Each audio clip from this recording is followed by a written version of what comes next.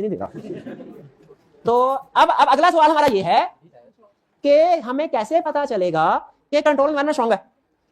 भाई control activity तो बता दिया आपको, क्या क्या चेक करनी है, authorization, safeguarding of asset, information processing control, physical controls, segregation. Control environment कैसे पता चलेगा आपको किसी कंपनी का स्ट्रांग है कि वीक है? कौन बताएगा? ये क्राइटेरिया है, ये समझ लें। केस स्टडी में इस क्राइटेरिया के गिर्द घूमेगा और आपसे कहेगा बताओ एनवायरनमेंट स्ट्रांग है कि वीक है। सुन लें, फैक्टर मैं बताता हूं, इसकी वजह से कंट्रोल स्ट्रांग, एनवायरनमेंट स्ट्रांग होगा कि वीक, ये आपने बताना है।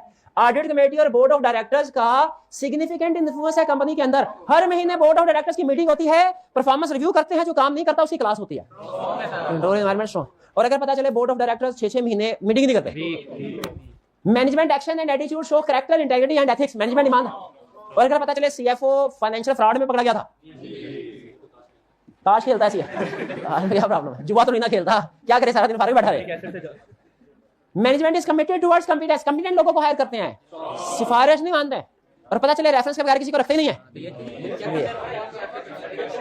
छोटी मोटी चोरी को रहम दिल है, सीईओ रहम दिल है, छोटी मोटी चोरी को माफ कर देता है, ठीक है, क्योंकि जो बड़ा चोर होता है ना वो पहले सीखता है, हाँ सीखता, छोटी चोरी सीखता है। Management operating style and philosophy is not aggressive towards financial reporting, वो बहुत ज्यादा एग्रेसिव नहीं है। यानी एग्रेसिव का भाई इस सीएफओ इस दफा अगर प्रॉफिट 30 मिलियन से कम आया ना, अपने लिए कोई और नौकरी ढूंढ लेना।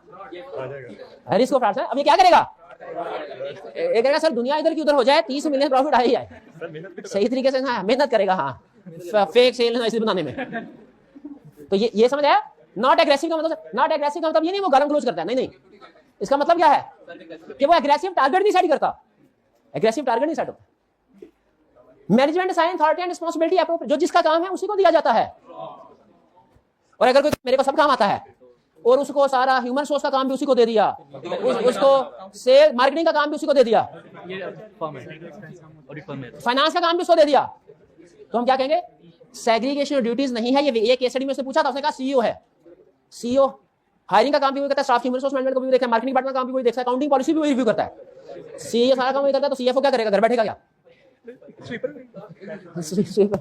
Appropriate human resource policies covering recruitment, training and motivation, अच्छी ह्यूमन रिसोर्स पॉलिसीज हैं टाइम पे। और अगर पसंद के बंदे को प्रमोशन दे दी, दूसरे को नहीं दी, तो अगर कोई छोटा सा केस बना के आपसे पूछा जाए बताओ इसमें कंट्रोल एनवायरनमेंट स्ट्रांग है कि वीक है, बता देंगे भाई? चलिए ठीक, इतना छोटा सा काम था बस ये था भाई। समझ लिया elements of internal control system. सबसे अहम कौन से दो एलिमेंट्स हैं? Control environment, control activity. बाकी रिप्रोडक्शन में बाकी भी पूछ सकते हैं, याद सारी करने। कल का लेक्चर इंतहाई अहम होगा। ये जो अब जो लेक्चर्स है ना सेल्स सिस्टम परचेज, ये ऐसे हैं जो घर बैठ के आपको समझ नहीं आएंगे रीडिंग करने से। अगर आपने फेल होना है तो कल छुट्टी कर लें, नहीं बाकी बात कंफर्म नहीं है। ना आने वाले भी पास हो जाते हैं और आने वाले भी फेल हो जाते हैं। ये तो अल्लाह ताला के हाथ में कामयाबी नाकामी, मैं तो वैसे ही कर कोशिश कीजिएगा कल छुट्टी ना करें। आज का लेक्चर यहाँ खत्म करते हैं। अल्लाह।